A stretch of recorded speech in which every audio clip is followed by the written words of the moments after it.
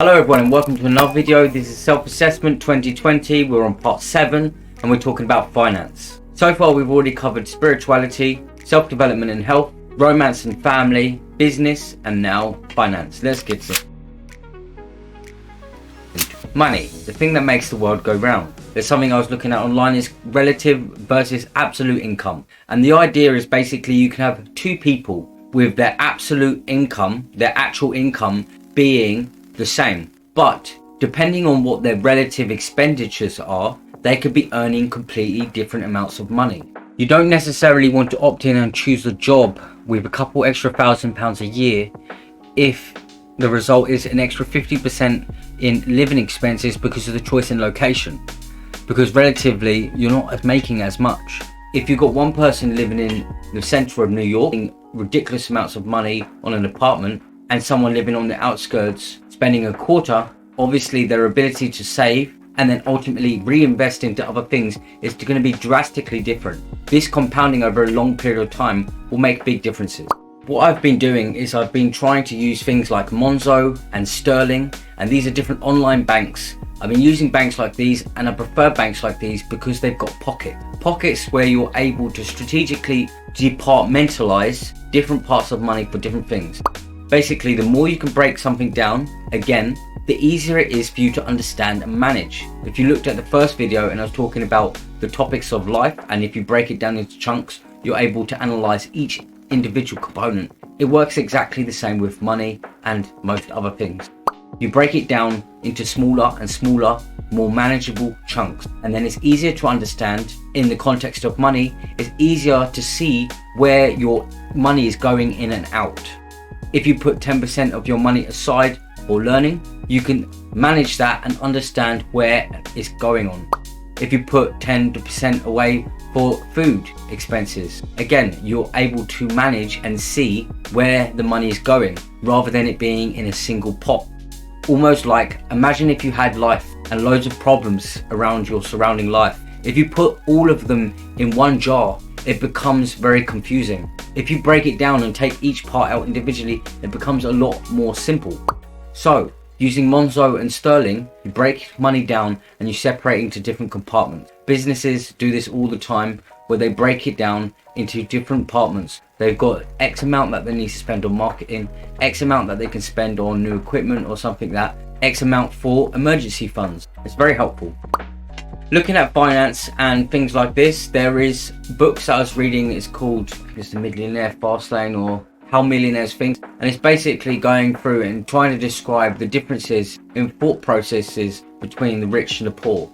In the book How Rich People Think, it was talking about how parents process information to their children linguistically. If you look at linguistic determinism, it shows that what you say actually can determine the process, your thought processes, and how you see reality, your perception of reality. It was saying that the poor, in the situation of a dentist, the poor might opt in to say things like, sit down and be quiet, let the dentist do their job, making them more obedient. Whereas the rich could phrase things more like, tell the dentist what you need, what's the problem, so they can serve you in the best possible way. There's subtle differences in phrases, but these over a long period of time can completely change your perception of the world. Obviously, if you've been taught to be obedient to anyone in any sort of profession, then you're more likely to go to work for someone else because you think that they're specialized in that area. Whereas if you've grown up and people use the types of phrases that allow you to think in a way that you're looking for all the situations and how it can serve you, then you can be more likely to make different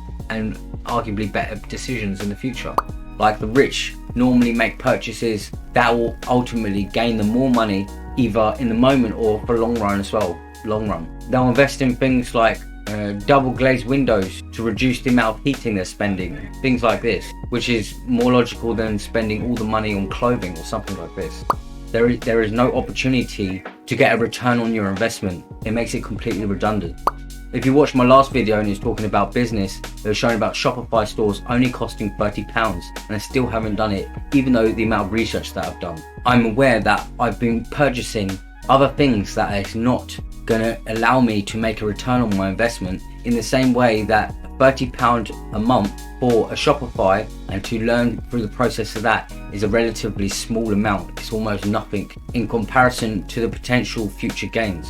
That's why for 2021 I really need to think about what I plan to do and what I actually want to do, like as a business wise, and how I want to be generating income.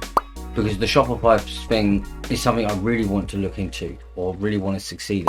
I was looking at quotes as well. Richard Branson apparently has got a notebook, and something that he asked himself, again falling back to questions and the importance of that to direct your thoughts. He would ask himself questions like, with this deal, with this X, Y, or Z, what is the downside and how do I cap it?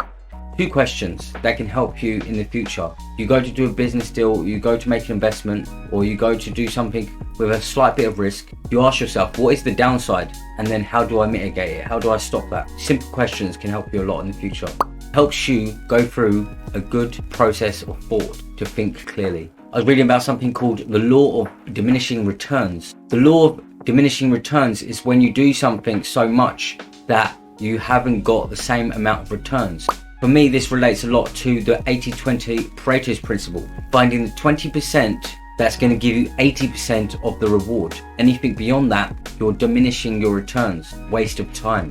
How I'd use this in the context of money is, if you was making a business and you was investing so much into a product and you've got an overhead of loads of different bits of stock that you're not actually using, it makes it redundant and is slowing down the process. And this goes back into the minimal viable product. If you want to develop a clothing brand, do not buy hundreds of tops and things like this. There's no real point. You might as well limit it. Say 5, 10 items, that's it. 3, maybe even 2, and do a comparison, A/B testing. Focus on their smallest viable product. Then your investment's small and you can develop it more thoroughly. Something I think about a lot is, when I think about with money, what am I going to spend it on? I think about, what can I invest my money in that will improve my life? And when I think about this, I would think straight to the senses, or something I like to look at is the senses, because this is how you perceive the world. And I think that if you can make a little bit of an improvement on any one of your senses, then you're going to improve your state of living. This is why I like to buy loads of incense and things like this that makes me smell better, or makes my surroundings smell better, because I think it will improve one of my senses quite easily, and in a way it's a good investment for my experience of life. It's not exactly generating an income or return on investment in that manner, so that would be the downside to it. The Matthew principle explains the phrase, the rich get richer and the poor get poorer. It is a pre-acquired accumulative wealth, compounding exponentially over time. The notion that more will come to those who have. If you are saving and investing only smaller bits of amounts of money, this is what compounds and goes and expands into other things. Obviously, the more you can invest, the more you can potentially return.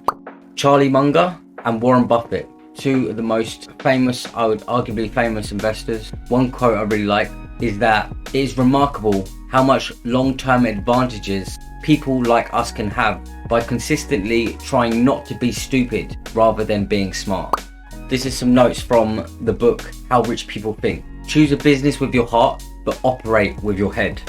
The masses almost guarantee a lifetime of financial mediocrity by staying at a job with a modest salary and yearly raises. The yearly raises entices you to stay and not look for anything better. And this brings me to golden handcuffs.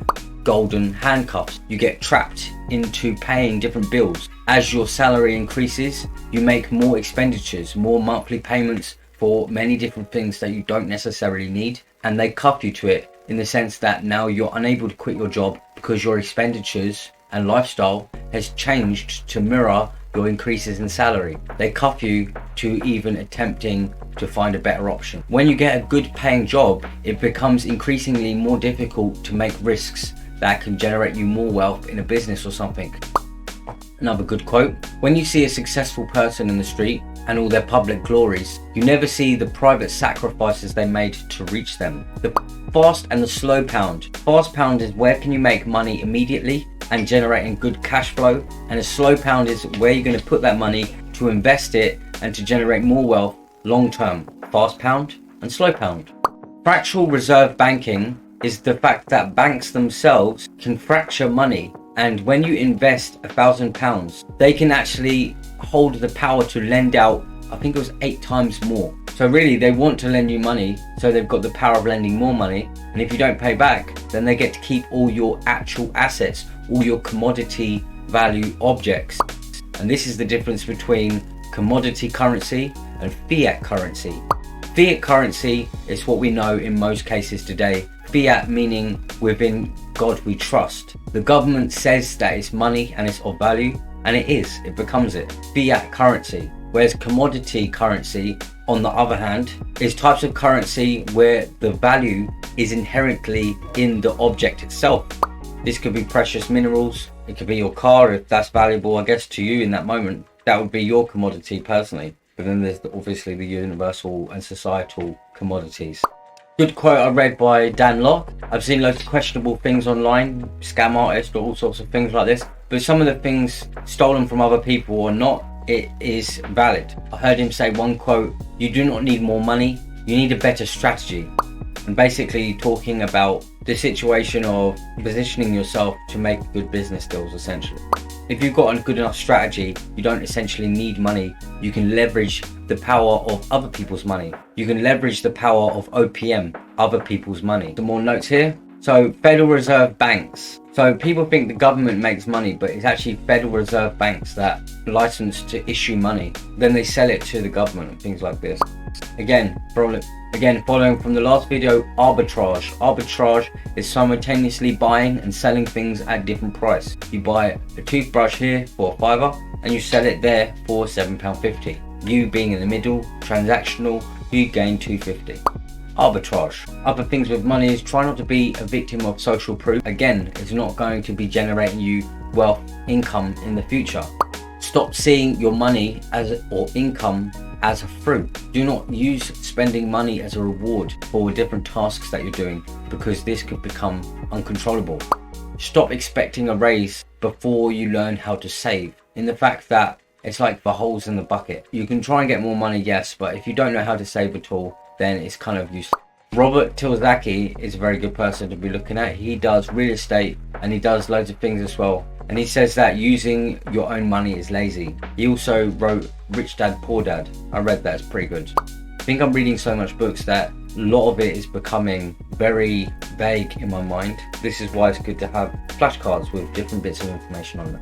Robert Kiyosaki explains something very simple about what is assets versus liabilities. And he just broke it down as simple as your car and your home is not an asset unless it's generating you income rather than taking income. If it takes income, it's a liability. I think I'm in a better financial state than I was a year or 2 or 3 years ago, simply because I'm a bit smarter about where I'm putting it. But it's not good at any means right now. I do need to make some more goals orientated towards how I'm thinking about the amount I'm saving, giving myself a relatively possible goal to try and achieve, starting off small and laddering up as much as I can. As we move into 2021, when I start and try and start a business, I'm going to start thinking a bit more closely about this sort of goal.